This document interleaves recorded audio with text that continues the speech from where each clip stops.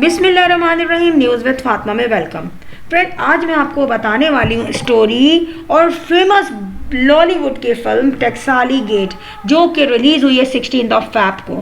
Friend, ये जो film है बेसिकली इसकी पूरी स्टोरी क्या है, इसकी कास्ट क्या है और इस फिल्म का मकसद क्या है। फ्रेंड, मैं आपको बताऊं कि ये फिल्म जो है ये मुख्तलिफ़ किस्म के क्लास पे बनी है। बेसिकली इसमें अपर क्लास भी है, मिडिल क्लास भी है और लोअर क्लास में वो क्लास बताई गई है जिनको हमारी सोसाइटी में अच्छा नहीं समझा जाता। और यहाँ पर टैक्साली गेट जो है वो भी लाहौर में एक ऐसे एरिया है जहाँ पर इस किस्म के लोग सोसाइटी में रहते हैं। अच्छा, यहाँ पे लीड कैरेक्टर जो है इस फिल्म में वो आयशा उमर, यासिर हुसैन ने किया है।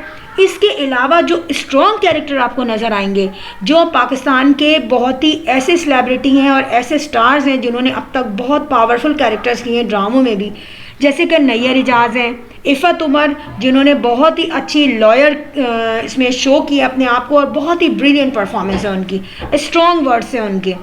फिर इफ्तिखार ठाकुर है, बाबर अली जो कि डेफिनेटली पहले पाकिस्तान फिल्म इंडस्ट्री में इन्होंने यंग एज में बहुत काम किया है, उमर आलम है, शहरियार चीमा है, मेहरबानो जो है वो लड़की डेफिनेटली जब इनको हमने देखा है मुख्तलिफ़ कैरेक्टर करते हुए, हर कैरेक्टर ही ले लेती हैं बहुत आराम से।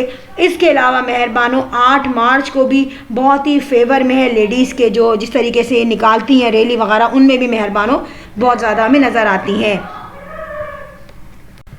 तो यहाँ पर आयशा उमर की बहुत ही ताकतवर कारकर्दगी को नुमायाँ करता है इनका कैरेक्टर, जिसमें इन्होंने बहुत ही डीपनेस के साथ एक ऐसी लड़की का कैरेक्टर अदा किया है जो कि औरत दिखाई है जिसकी एज 30 to 35 होगी और इसमें वो किसी अच्छी सोसाइटी से लिंक नहीं रखती। आप लोग समझ गए होंगे कि उस औरत का किस सोसाइटी से लिंक है। अच्छा, यहाँ पर क्या होता है कि यासिर हुसैन एक बिल्कुल ही डिफरेंट फैमिली का होता है, मगर यासिर हुसैन का लिंक जो है वो आयशा उमर से होता है और ये काफ़ी प्रोफेशनल बंदा दिखाया है इसमें, मगर इसका कैरेक्टर यहाँ पे बिल्कुल नेगेटिव है। अच्छा, यहाँ पर क्या होता है कि यासिर हुसैन जो है वो बेसिकली मोहब्बत में गिरफ्तार कहना होता है कि हो जाते हैं आयशा उमर की। अच्छा, यासिर हुसैन का जो प्रोफेशन है डेफिनेटली वो भी आयशा उमर के प्रोफेशन से जुड़ा हुआ होता है। तो डेफिनेटली जिस तरह बदनुमा दाग आयशा उमर पे लगा होता है, सेम एज दिस जो यासिर हुसैन है उनकी जो आमदनी है और उनकी जो उनका प्रोफेशनल लाइफ है वो उनके तमाम एरिया को पता है, तो उनसे कोई भी शादी करने को तैयार नहीं होता, ना ही उसको कोई पसंद करता है। अच्छा, यहाँ पर इन दोनों में अफेयर चलता कैसे है, देखिए ये जो दोनों दोस्त होते हैं लेकिन प्रोफेशनल दोस्त होते हैं। अब जिस लाइन में आयशा उमर होती है वहाँ पे दीन, दुनिया, इखलाक सारे कैरेक्टर जो हैं वो ख़त्म हो गए होते हैं। इसी तरीके से यासिर हुसैन की ज़िंदगी में भी तमीज़, इज़्ज़त और शऊर नाम की कोई चीज़ नहीं होती। यासिर हुसैन ने जो कैरेक्टर इस वक्त गेटअप किया है वो बिल्कुल दिख रहा है कि ख़राब तरीन आदमी है। इसके अलावा इस फिल्म में यासिर हुसैन ने बहुत ज़्यादा बेहुदा जो है जुमले यूज़ किए हैं और डेफिनेटली वो जुमले जो है इसी किस्म के लोग यूज़ करते हैं। अच्छा, इसके अलावा आयशा उमर जो है जिस तरीके के रोल उनको दिया गया, आयशा उमर ने अपनी ड्रेसिंग से, अपने अल्फाज से और अपना फेस एक्सप्रेशन से जाहिर किया है कि उस वक्त वो वही औरत बनी हुई है। फ्रेंड, यहाँ पे आयशा उमर ने भी बहुत ही गंदी ज़बान भी यूज़ की है और गंदे वर्ड्स यूज़ किए हैं डेफिनेटली, जो कि उनके रोल की रिक्वायरमेंट थी। अच्छा, यहाँ पर आप एक बात याद रखें, आयशा उमर और यासिर हुसैन के दरमियान केमिस्ट्री जो है बहुत ही अच्छी बन जाती है और एक फोकल पॉइंट बन जाती है, जो कि हमारे तमाम जो है हम जो समाजी उसूल और रिश्तों को हम सेंटिमेंटल तौर पे अगर ढूंढते हैं तो वहाँ पर कंप्लीट हो जाती है। फ्रेंड, यहाँ पे जो भी इस फिल्म में कास्ट है, एक रोल है जो है इफ़त उमर का और इसमें वो एक वकील बनी हुई है। अच्छा, वकील में वो ज़्यादातर वो लड़ाइयाँ लड़ी हैं जो कि लड़कियों के लिए लड़ते हैं और जिसमें लेडीज़ हैं जिनके हक़ खा लिए गए हैं या जिनको कोई तकलीफ़ पहुंची है और वो सोसाइटी में अपने राइट्स लेने के लिए फिर रही हैं, वहाँ पे इफ़त उमर जो है उन लड़कियों का साथ देती हैं और उनके केस जो लड़ती हैं ज़्यादातर जीत जाते हैं। और इस फिल्म को इतनी एक्सपर्टनेस के साथ तैयार किया गया है कि इसके जो ट्रेलर थे वो ही बहुत ज़बरदस्त हैं। फ्रेंड मैं आपको बताऊं, इस फिल्म में जो रिवायती स्टोरी है उन चीज़ों को हटा दिया, बल्कि जो रियलिटी है हमारी सोसाइटी की उस चीज़ को इन्होंने पेश किया गया, जिसको आयशा उमर ख़ास तौर पे लीड कर रही हैं। और एक रोल जो है मेहर बानो का बहुत ज़बरदस्त है। फ्रेंड यहाँ पे मेहर बानो जो है वो एक गरीब घर से ताल्लुक़ रखती हैं और इनकी दोस्ती होती है एक लड़के से। अच्छा, वो लड़का जो होता है वो अमीर तबके से ताल्लुक़ रखता है, जो कि बेटा होता है बाबर अली का।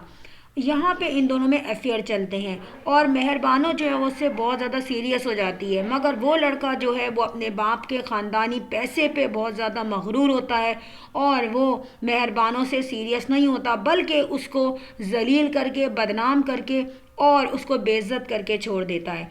तो यहाँ पर मेहर बानो बहुत ज़्यादा अकेली हो जाती है। शुरू में वो रोती है और सोसाइटी से कट ऑफ हो जाती है, मगर फिर वो अपने बाप के साथ चलती है कदम मिला के और वो सोचती है कि मैं इस लड़के से इंतकाम लूँगी, मैं ऐसे खामोश नहीं बैठी रहूँगी।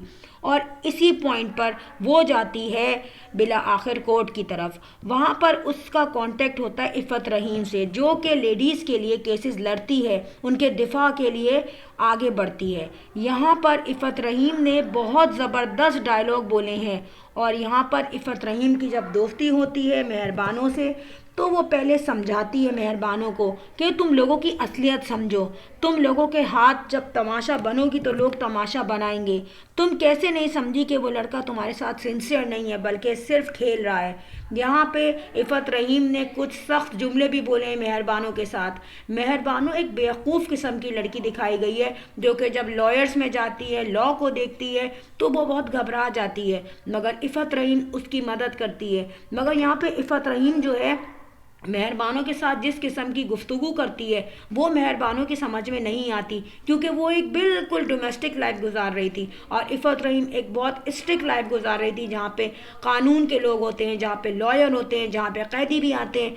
सो फ्रेंड यहाँ पे इफ़त रहीम जो है वो केस लड़ती है मेहर बानो का। अच्छा, दूसरी तरफ मैं आपको बताऊँ कि इस फिल्म में बहुत ज़्यादा सेंटिमेंटल चीज़ें भी हैं और जो लाहौर के पुराने एरिया हैं, हिस्टोरिकल एरिया हैं, वहाँ के तमाम वाक़यात बताए गए हैं। और यहाँ पे ये दिखाया गया है कि जो गरीब है वो जब इंसाफ लेने के लिए जाता है, चाहे वो लड़का हो चाहे वो लड़की हो, वो दर बदर की ठोकरें खाता है और उसका साथ कोई देने वाला नहीं होता। इस वक्त उसके साथ इफ़त रहीम आ जाती है। फ्रेंड यहाँ पर खालिद अनम ने जज का रोल अदा किया है, जो कि बहुत ही ज़बरदस्त अदा किया है।